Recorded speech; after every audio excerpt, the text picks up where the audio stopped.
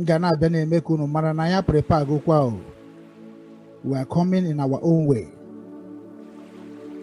Ọ bụrụ na ịbụ onye nke bụ onye say that na ịma ihe ị chọrọ n'ala Igbo bụ nke dị mma kwadobe.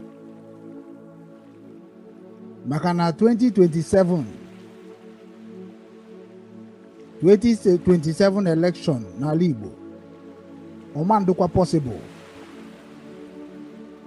O nwere ihe megide ka 2027 election of Nigeria, dungeon, wickedness, terrorists, people Ghana Igbo. This 2027, Kaiga Gun that na Igbo youth worldwide, Biafran youth worldwide, Umuchukwu worldwide, we shall never ever allow Nigeria election to happen in Igbo land. Onye obuna prepare, mobodo Igbo mebenine, we are going to die together. Enough is enough.